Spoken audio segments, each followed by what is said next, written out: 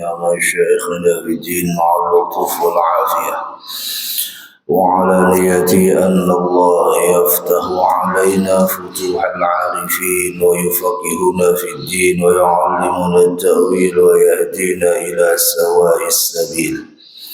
على هذه النية ولكل نية صالحة، وعلى من هو أسلافنا وآباؤنا الصالحون.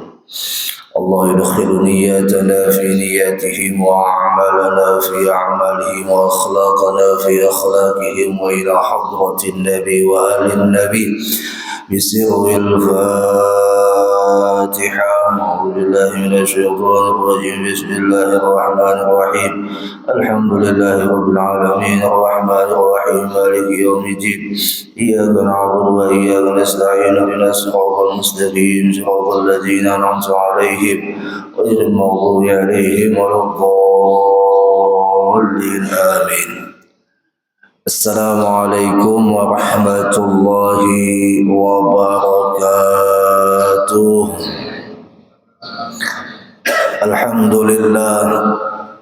الحمد لله الذي هدانا لهذا وما كنا لنهتدي لولا أن هدانا الله. أشهد أن لا إله إلا الله وحده لا شريك له، وأشهد أن سيدنا ونبينا محمدا عبده ورسوله الذي لا نبي بعده. اللهم صل وسلم وبارك على سيدنا محمد مفتاح باب رحمة الله عدد ما في علم الله، صلاة وسلاما دائمين بدوام ملك الله، وعلى آله وصحبه ومن والاه ومن تبعهم بإحسان إلى يوم القيامة. أما بعد، سبحانك لا علم لنا إلا ما علمتنا إنك أنت العليم الحكيم. لا حول ولا قوة إلا بالله العلي العظيم. نوينا التعلم والتعليم والتذكر والتذكير والنفع والانتفاع والإفادة والاستفادة والحث على التمسك بكتاب الله وسنة رسول الله صلى الله عليه وسلم، والدعاء إلى الهدى والدلالة على الخير ابتغاء وجه الله مرضاته وقربه وثوابه. وقال المصنف رحمه الله تعالى ونفعنا بعلومه في الدارين آمين. Telah berkata Al-Imam Al-Syekh Ahmad bin Muhammad ibn Atta'illah As-Sakandari rahimahullah, "Idza 'alimta anna asy-syaitan la yaghfulu 'anka fala taghful anta 'amman nasiyatuka biyadihi." Ujar Sidin, apabila kamu mengetahui, memahami bahwa syaitan itu kada pernah lalai darimu,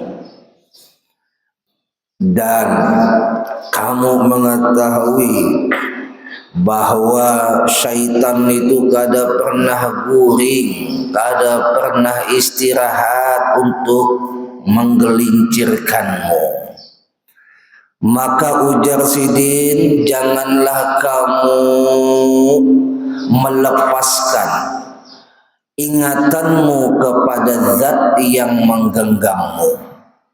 Kalau iblis syaitan itu kada pernah lupa dengan tugasnya untuk menyesatkan kita, maka seyogianya kita jangan lupa kepada Allah yang telah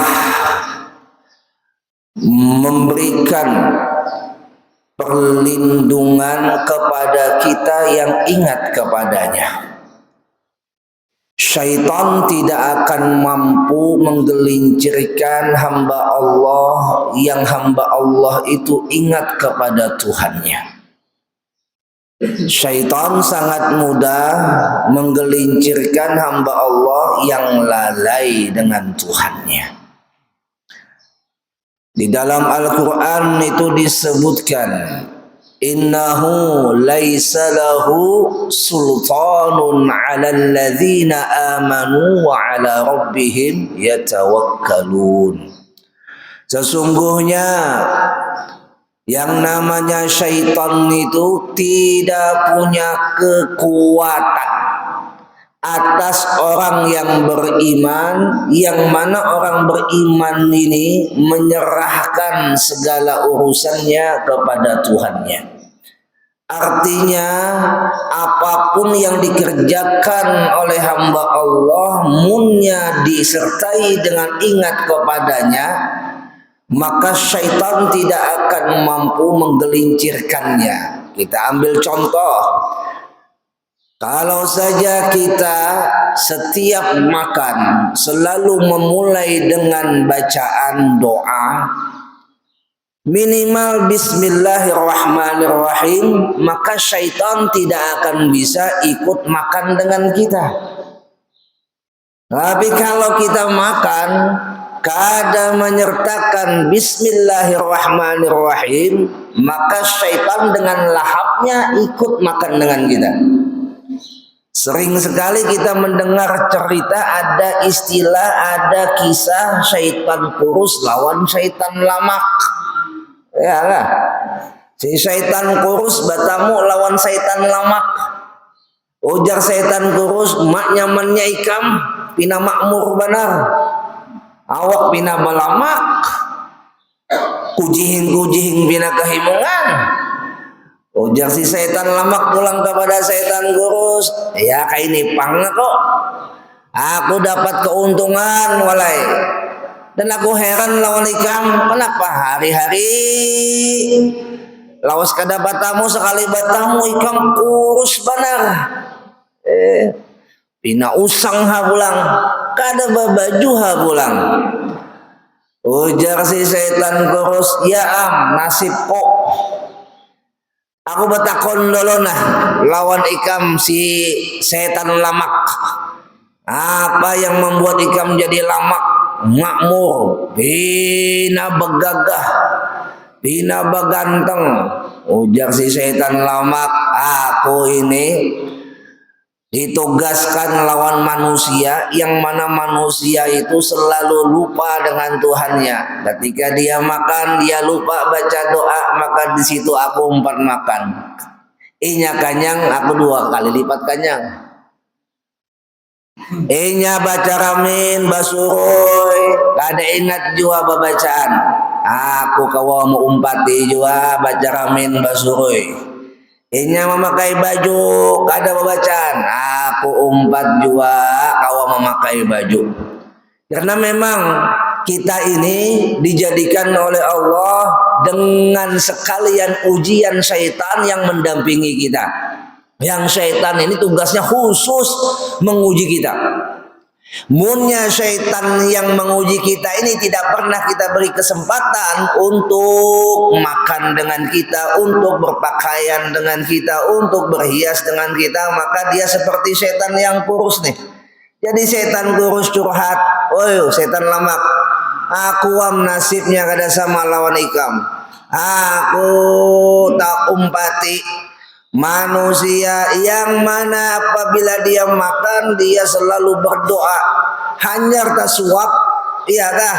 Ingat, inya lawan doa baca doa makan, maka makanan yang ku makan itu muntah sekaligus, muntah semuanya. Tidak ada satupun yang bisa ku masukkan ke dalam mulutku. Ketika orang ini selalu ingat dengan bacaan, ingat dengan berdoa, ingat lawan Tuhan. Basuroynya ingat lawan Tuhan, selalu membaca bismillah, baca baju, pakai baju juga membaca bismillah, masang sandal baca bismillah, masuk rumah bacaan, keluar rumah babacaan, masuk masjid babacaan, keluar masjid babacaan, masuk WC babacaan, keluar WC babacaan. Mana ada celahku untuk bisa menggelincirkannya kalau setiap apa yang dikerjakannya dia selalu ingat dengan Tuhannya. Jadi syaitan itu ada kawanya menggelincirkan orang yang selalu bacaan. Bacaan menunjukkan orang tuh ingat lawan Tuhan. Dan kadang bacaan menunjukkan orang itu kada ingat lawan Tuhan. Oh, yang dihadapkan makanan antara nafsu lawan ingat lawan Tuhan loh. Ya lah, itu diadu dalam diri kita. Nafsu hendaknya langsung makan, tapi kita dituntut harusnya selalu ingat dengan Tuhan. Tapi karena nafsu yang mendominasi keadaan kita, kada ingat lagi kita baca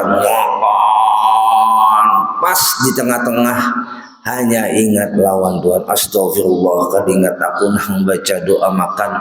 Bolehlah Ustaz baca doa makannya di pertengahan, boleh, tapi ganti bismillahnya. Tadinya bismillahirrahmanirrahim disertai doa Allahumma barik lana fima razaqtana wa qina adzabannar, atau Allahumma barik lana fima razaqtana wa wasi' lana fi rizqina, atau Allahumma barik lana fima razaqtana warzuqna khairan minhu. Pilih aja pian yang mana hendak, ya kah? Yang penting bacaan.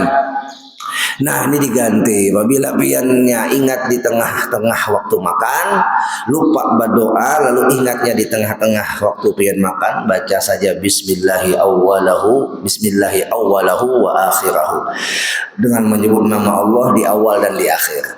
Maka syaitan yang tadinya umpat makan dengan kita, ketika kita lupa membaca doa, pas kita ingat lalu kita membaca doa, muntah apa yang dimakannya tadi. Syaitan kada kawa berkutik. Masya Allah. Dan syaitan itu adalah makhluk yang lemah sebenarnya. Inna kaidah syaitan kana dha'ifa. Dalam Al-Quran disebutkan sesungguhnya tipu daya syaitan itu sangatlah lemah. Syaitan itu sebenarnya apa ujar kita, apa yang kita gawe, yang kaitunya gawe. Mun kita ingat lawan Tuhannya kada kau bukutik. Munnya kita kada ingat lawan Tuhan, nah maka menguasai kita. Jadi kuncinya di kita.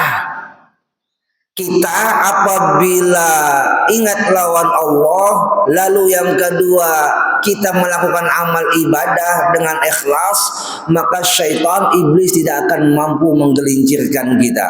Di dalam Al-Quran juga disebutkan qala fa bi'izzatika la'ughwiyannahum ajma'ina illa ibadaka minhumul mukhlasin. Ujar Allah di dalam Al-Quran, di mana syaitan itu pernah berkata kepadanya, wahai Allah, fa bi'izzatika, ujar syaitan, ujar iblis, maka dengan kemuliaanmu. Iblis tahu bahwa yang mulia itu hanya Allah.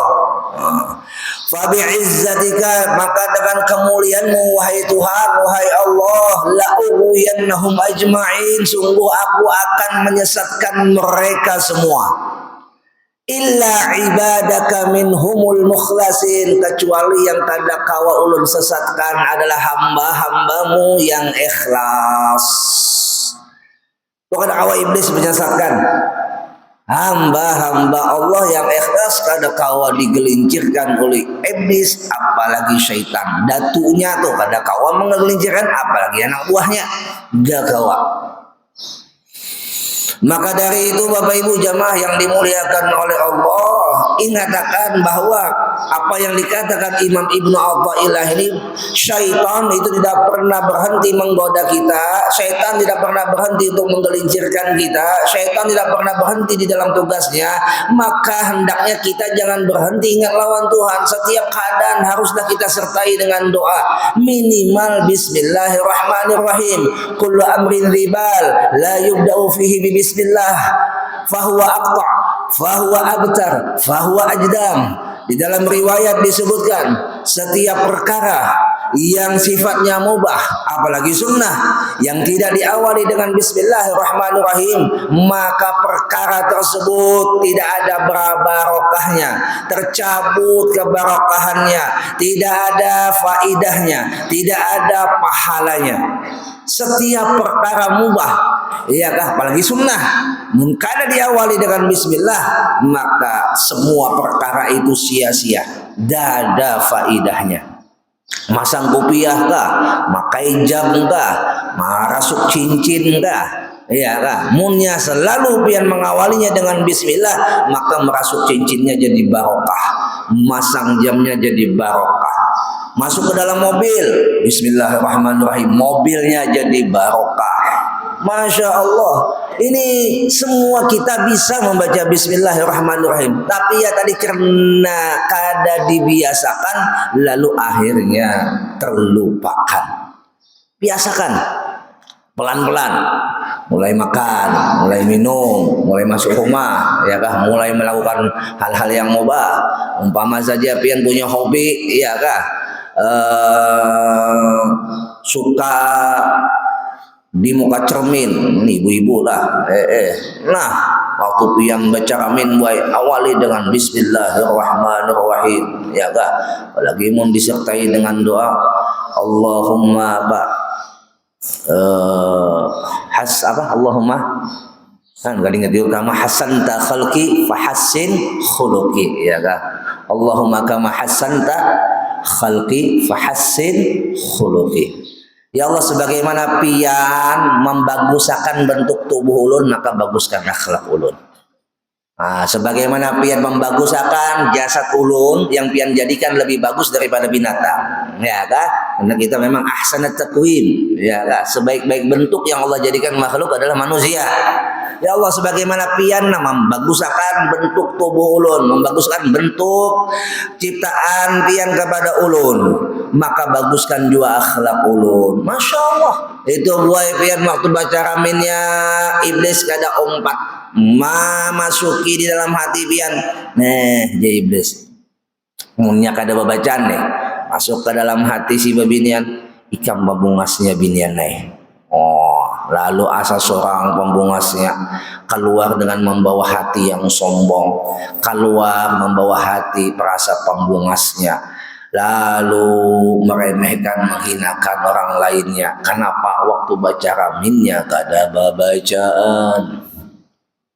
Maulah anak kada babacaan, kayak anaknya kayak hantu. Jemaah, ya kah? Jangan remehkan bismillahirrahmanirrahim, jangan remehkan zikir kepada Allah, karena di saat orang itu berzikir kepada Allah, khanasa itu syaitan, itu iblis hancur terbakar.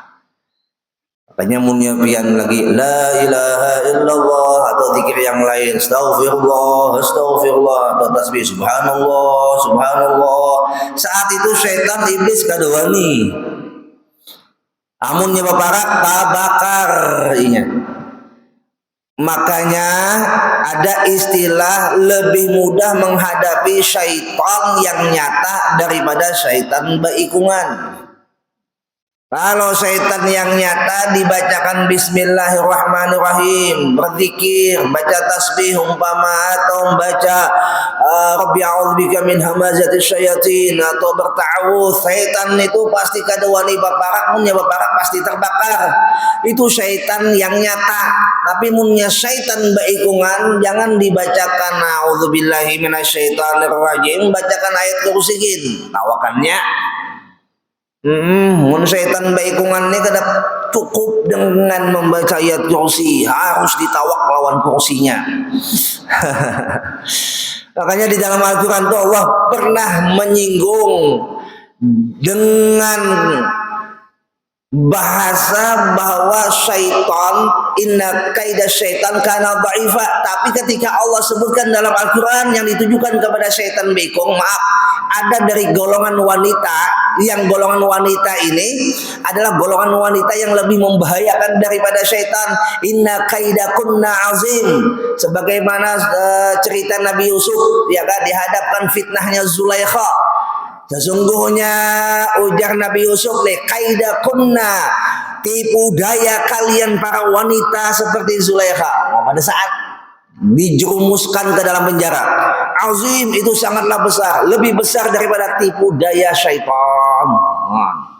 Jadi munnya ada manusia ya kan, jadi setan baikungan tuh lebih ngalih ditaklukkan daripada setan yang nyata. Bahkan di dalam kitab Bahrul Ulum daripada Al-Imam Syekh As-Samarkandi, beliau mengatakan kenapa jadi setan baikungan itu ngalih ditaklukkan? Karena ujar sidin li'annal muwajahah wal ayan. Karena setan baikungan itu berhadapan dan nampak, dan cara menggodanya jelas terlihat menggodanya tuh lembut, nyaman, menggodanya tuh sangat nyata. Tapi kalau syaitan ini menggodanya tak nyata, menggodanya tak bisa dilihat, bil waswasati wal khayal, dengan waswas saja dan dengan khayal. Beda dengan setan bekong. Munnya ada setan bekong, mun menggoda kita, mengelus kita, dasar bujur menjapai. Ya lah, mun setan bego menggoda kita, dasar bujur duitnya dihadapkan lawan kita. Digodanya, duit ya kah? Disogoknya, dasar duitnya nyata. Tapi kalau setan yang kada baikong, itu kada nyata bentuk godaannya. Tapi itu juga banyak manusia terjerumus dengan hasutannya. Tapi susah apabila kita dihadapkan dengan syaitan yang baikum. Hati susah sini dibandingkan dengan syaitan yang nyata. Nyatakan Bapak Ibu jamaah yang dimuliakan oleh Allah, hati-hati dengan syaitan baikum. Ulun tuh kadang lawan almarhum Abuya munnya bulik dari pengajian sini atau jadwal undangan maulid yang jauh tengah malam, bulik tuh lah di padang sunyi. Jadi sin bocap jangan takutan lawan syaitan yang kada terlihat. Yang paling bahaya itu sin syaitan yang bekong. Hati-hati di sini. Munada pina berabah di tengah jalan, jangan disinggahi di sini. Itu belum viral lagi masalah modus-modus tuh lah. Sudah sin badahi. Namun ada sin pohon rabah itu jangan begana mobil sin, cari jalan yang lain. Ya lah. Belum ada lagi satu begal yang secara viral tuh. Belum ada. Sudah diingatkan sidin, hati-hati setan beikung ngaleh sidin dihadapi. Ya lah, Masya Allah. Jadi bulik dari Samuda jam 12 malam. Jam 12 malam ke Banjar, kira jam berapa tuh sampai Banjar? Dari Samuda Sampit. Lewat pada subuh lah, jam 12, jam 1-an lah, kalau ada salah. Lewat habis Kota Besi itu apa namanya? Dari Sampit Kota Besi, apalagi setelahnya sunyi itu masih jalannya sakit. Innova gini dulu mobilnya Innova yang generasi kedua lah, belum ada generasi ketiga. Bis Kijang, yang Kijang kapsul hanya Innova generasi pertama tahun 2010, ada 2008. Masya Allah, di tengah jalan sunyi benar, dinyatakan sidin hati-hati lawan syaitan baikong di sini. Kada ada sini madahi hati-hati lawan hantu dah. Hati-hati lawan syaitan bekong di sini. Tipu daya syaitan bekong lebih bahaya daripada tipu daya syaitan khayal. Masya Allah. Jadi Bapak Ibu jangan menciptakan di rumah syaitan bekong lah. Membahayakan ya. Nabi Adam tuh dapat keluar dari surga, dapat makan buah khuldi karena syaitannya sudah menjelma menjadi syaitan baikum. Lewat siapa? Datu Hawa. Ya lah, iblis tuh menggoda langsung gak ada mampan. Harus memakai objek Datu Hawa, harus memakai media Datu Hawa, baru Nabi Adam bisa tergoda. Ya hati-hatilah, jangan maolah syaitan baikum. Termasuk babinian harus diperhatikan bujur. Karena memang babinian ini apabila bisa diarahkan, bisa dijauhkan daripada tipu daya syaitan, apalagi sampai menjadi syaitan bekong itu dijauhkan benar lawaninya, maka kita mendapatkan pahala syahid. Makanya disebutkan dalam hadis Nabi, apabila kita bisi anak babinian, meninggalnya, ada yang mengatakan 3 dalam hadis itu. Lalu bertanya sahabat, kalau 2 Pang? 2 ya gitu juga, 1 Pang ya Rasul? Ya 1 ya gitu juga. Artinya ada bisi anak babinian, dia mampu mendidiknya Satu aja nih mampu mendidiknya menjadi wanita soleh, surga sudah jaminan untuk orang tuanya yang mendidiknya. Karena mendidik perempuan lebih berat daripada mendidik laki-laki. Apalagi di akhir zaman. Ada istilah ulama mengatakan al-mar'atu imadul bilad, ya kah? Perempuan itu tiangnya negara. Idza saluhat saluhal bilad, apabila baik perempuannya maka baiklah negara itu. Wa idza fasadat fasadal bilad, apabila rusak negara itu maka apabila rusak perempuan itu maka rusaklah negara itu. Jadi perempuan ini kunci utama di dalam rumah tangga yang menjadi tanggung jawab kita sebagai laki-laki. Tidakkah anak Nabi Nuh tersesat karena perempuan di dalam rumahnya? Siapa? Mamanya. Mamanya siapa? Mamanya Kan'an. Bukan karena Nabi Nuhnya. Nabi Nuhnya hari-hari ujian dakwah. Ayo, 950 tahun dakwah, bukan saja kepada orang lain, anaknya didakwahi. Tapi karena mamanya rusak, si Kan'an umpat. Masya Allah. Tapi kalau mamanya baik, Nabi Musa pun ditakdirkan, diserahkan oleh Allah kepada Asiyah, walaupun Asiyah mempunyai laki yang bajingan, Fir'aun. Allah mempercayakan Musa dirawat waktu kecilnya oleh Asiyah. Siapa Siti Asiyah? Bininya Fir'aun. Jadi tolok ukurnya bukan Fir'aunnya yang bisa merusak Musa, tapi Asiyah. Kalau Asiyahnya rusak bisa merusak Musa, tapi karena Asiyahnya baik, Allah amanahkan Nabi Musa kepadanya. Perempuan, Masya Allah. Oi perempuan, Masya Allah. Ya lah, bubuhan pian, Masya Allah. Ini mendapatkan kedudukan yang lebih tinggi dari segi perhatian Rasul dibandingkan daripada laki-laki. Dapat perhatian tinggi dari Rasul ketimbang laki-laki. Sampai Al-Quran saja ada surah An-Nisa, ada surah Ar-Rijal, ada ya, surah perempuan ada. Yang pertama kali mengimani Islam perempuan. Tapi juga yang paling banyak di neraka juga perempuan. Yang banyak di surga kan juga perempuan. Kok bisa Ustaz?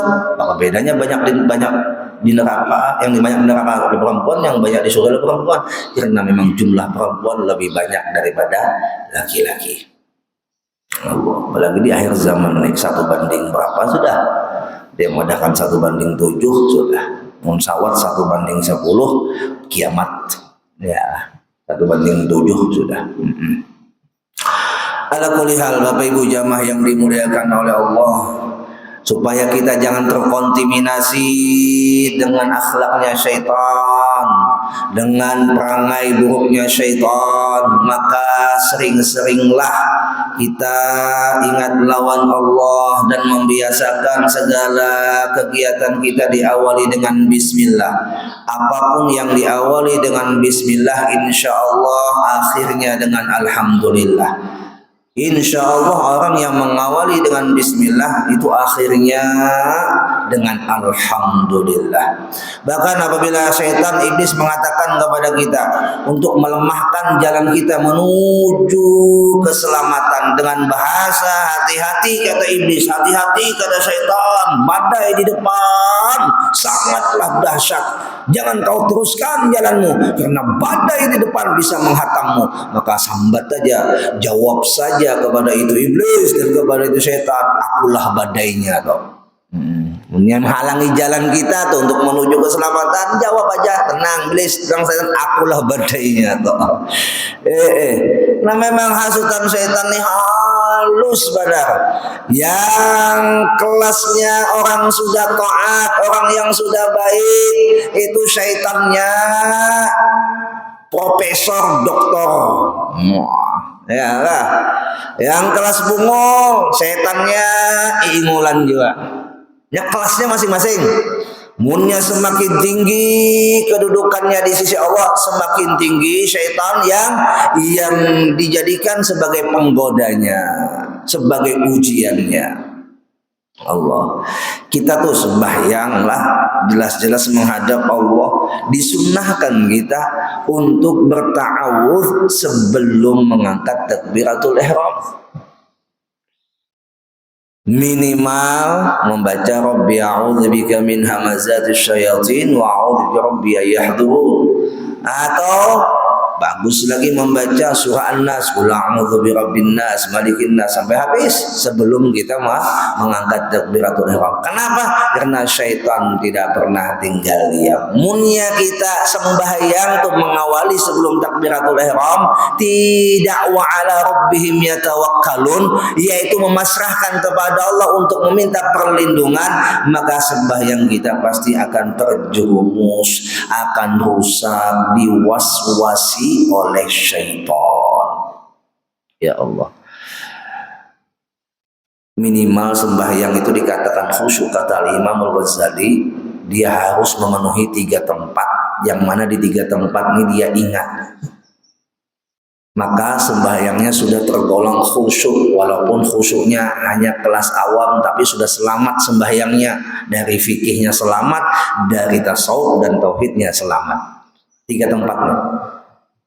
1, ketika inni wajjahtu wajhiya lilladzi fataras samawati wal ard, ketika dia membaca itu dia ingat bahwasanya dia sedang menghadap Tuhan yang menjadikan langit dan bumi. Dia sadar dia sedang berhadapan